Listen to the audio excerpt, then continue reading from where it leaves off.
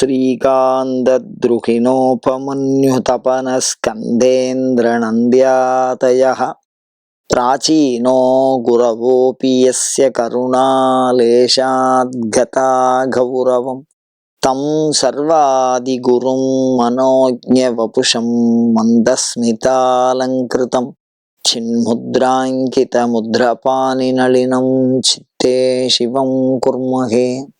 नमस्सदसे நமசதசஸ்பதையே நமசகீனாம் புரோகானாம் சக்ஷுஷே நமோதிவே நம பிருதிவே நமஹ. சங்கரா தொலைக்காட்சி நேயர்களுக்கு நமஸ்காரம். லலிதா சகஸ்ரநாமம் சிந்தித்து கொண்டிருக்கிறோம். 970வது நாமாவளி சுவாசினி. சுமங்கலி சுககரி சுவேஷாட்யா சுவாசினி. இந்த சுவாசினி அப்படிங்கிறதும் ஒரு தனி சமயம். வசான்னா துணின்னு அர்த்தம். சுவாசினி அப்படின்னா துணியை தன் உயிரோட்டமாக கொண்டவள் அப்படி.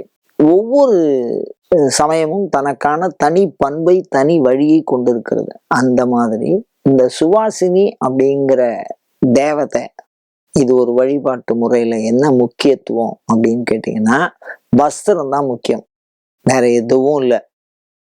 இந்த வஸ்திரம் ஒண்டிதான் சுவாமியே. நான் இந்த விஷயத்த உங்களுக்கு ஏற்கனவே ஒரு செவி வழி செய்தியா சொல்லியிருக்கேன். அதை மீண்டும் உங்களுக்கு ஞாபகப்படுத்துறேன். என்னன்னா, பெண்கள் உடன்கட்டை ஏறுகிற வழக்கம் இருக்கு ஒரு காலத்துல. அதை பின்னாடி தடுத்திருக்கா. அந்த உடன்கட்டை ஏறுற காலத்துல உண்மையாகவே கணவன் மீது விரும்பி அன்போடு உடன்கட்டை ஏறினால் அவளுடைய வஸ்திரம் இல்லை எரியக்கூடிய ஏதாவது ஒரு வஸ்து எரியாம இருக்கும். அதுல தலப்பு எரியாம இருந்தால் அது சுவாசினின்னு பேர். அந்த தலப்பை வீட்டுல கொண்டு வந்து மிகப்பெரிய பூசனை செய்வார்கள். அதை சதி பூஜை அப்படின்னு வடக்கெல்லாம் சொல்றா. நம்ம தெற்கத்தி பக்கத்துல சுவாசினி பூஜை அப்படின்னு சொல்றோம். இதுக்கு அடுத்தது பாத்தீங்கன்னா, சுவாசினி அப்படின்னா பதி புத்திரவதி யுக்தகா அப்படின்னு சொல்லியிருக்கு.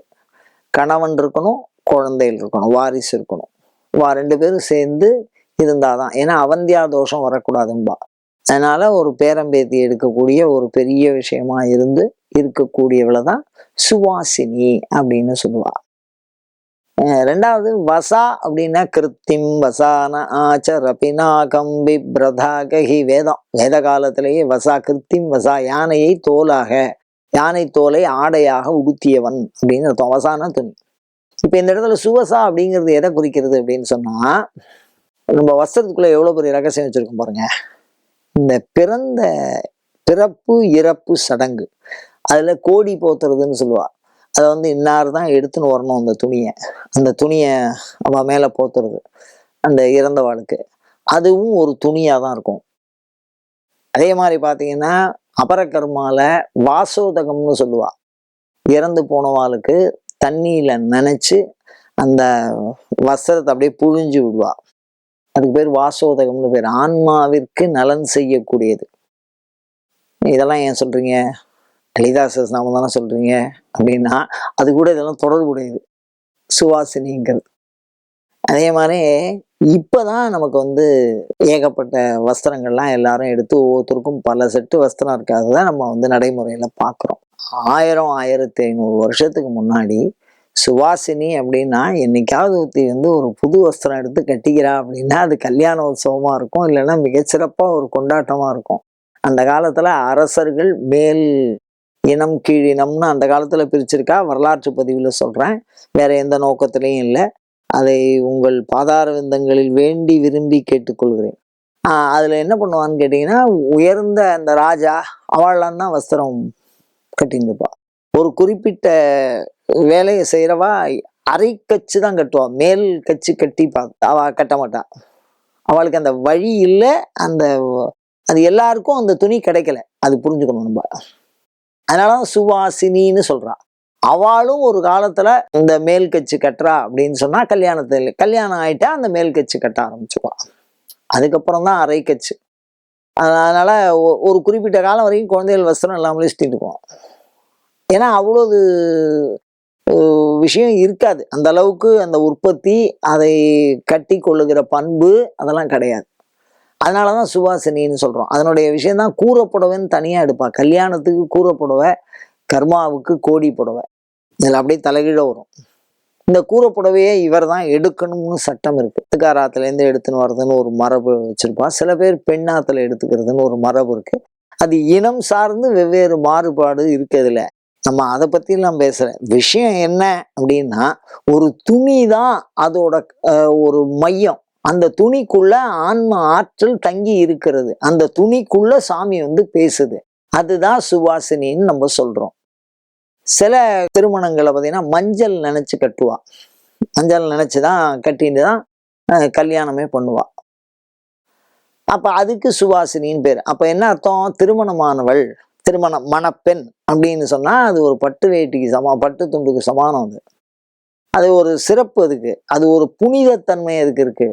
அந்த மாதிரி உயர்வாக கருதப்படும் அன்றைய வஸ்திரத்துல அதுவும் ஒண்ணு. அதுதான் சுவாசினின்னு சொல்றது. ஒரு சில இடங்கள்ல சேலக்காரி அப்படின்னு சொல்லுவா. சில பேர் வந்து பட்டு நூல்காரா அப்படின்னு சொல்லுவா. பட்டு நூல் அப்படின்னே சொல்லுவா. பட்டு நூல்காரா அப்படின்னே ஒரு வழக்கத்துல சொல்லுவா. அது எல்லாமே பாத்தீங்கன்னா இந்த நூலுக்குள்ளேயே தேவதை வழிபாடு பண்ணுவா. பட்டு நூல்காரா வேலை அப்படின்னு ஒரு இனம் இருக்கு. அது வந்து வடக்கத்தி இனம்னு சொல்றா. அவ மிகப்பெரிய தேவதைகளை எல்லாம் வசப்படுத்தி இருக்கிறார்கள். ஒரு எப்படி பைரவர்லாம் வந்து இந்த பட்டு நூல்காரா வேலைக்கு கட்டுப்படும்பா. ஒரு நூலுக்குள்ள வந்து ஒரு தேவதையை கட்டுப்படுத்தக்கூடிய ஆற்றலை வைத்திருந்தவர்கள். அப்படி ஒரு பரம்பரையே இருந்திருக்கு. இன்றைக்கும் பாத்தீங்கன்னா சுவாமி கொடியேத்துறோம் அப்படின்னு சொல்றாங்கன்னு வச்சுங்களேன். கோயில்ல எந்த கொடி ஏத்தினாலும் வெள்ளை வஸ்திரத்துல காவி படம் வரைஞ்சிருப்பான். அந்த துணி ராமாயணத்துல தசரதன் வந்து குழந்தை வேண்டி யாகம் பண்ற போது எப்படிலாம் யாகம் பண்ணா அப்படின்னு சொல்லும்போது 22 முழத்துக்கு இருந்துதான் அந்த துணி. அந்த அளவு வரைக்கும் வால்மீகி சொல்றாரு. அதுல ஒரு நீண்ட 22 முழம். அதே மாதிரி இப்பவும் இந்த 9 yards அப்படின்னு ஆங்கிலத்துல சொல்லுவா. 9 கஜம் அப்படின்னு அதை கட்டிக்கிற ஒரு மரபு. ஒவ்வொரு இனத்துக்கும் அந்த மரபு இருக்கு. சில பேர் வந்து மஞ்சள் கட்டுவா, சில பேர் கருப்பு வந்து கட்ட மாட்டா, சில பேர் கருப்பு கட்டிப்பா ஒரு குறிப்பிட்ட காலத்துல. அது மாதிரி ஒவ்வொரு இனத்தாருக்கும் ஒரு ஒரு கலர் வச்சிருந்தா. இப்ப வந்து அரசர்கள் எப்பொழுதுமே செவ்வாடையை புனிதமாக கருதினார்கள். வைசியர்கள் எப்பொழுதும் மஞ்சள் ஆடையை புனிதமாக கருதினார்கள். அந்தணர்கள் எப்பொழுதும் வெள்ளாடையை புனிதமாக கருதினார்கள். உழவர்கள் எப்பொழுதும் கரிய வண்ணமுடைய ஆடையை கருதினார்கள். வெயில்ல இருக்கிறதுனால அந்த கருப்பு ஆடை அவளுக்கு சௌக்கியமா இருக்கும். அந்த மாதிரி எதுக்கு சொல்றேன் அப்படின்னா, ஒவ்வொரு ஆடைக்குமே ஒரு தனி தெய்வீக பண்பு உண்டு. இந்த ஆடையிலேயே அம்பாளை வழிபாடு பண்றது தான் சுவாசினி பூஜை. நிறைய பேருக்கு வர சொல்லி பெண்களுக்கு அந்த புடவை, வெத்தலை சீவை அதெல்லாம் வச்சு கொடுத்து பூஜை பண்றதே சுவாசினி பூஜை அப்படின்னு சொல்லுவா. அது வந்து பாவத்தை நீக்கி, பித்ரு தோஷத்தை நீக்கி, நாம என்ன நினைக்கிறோமோ அந்த காமிய பலனை தரக்கூடிய பூஜையில இதுவும் உண்டு.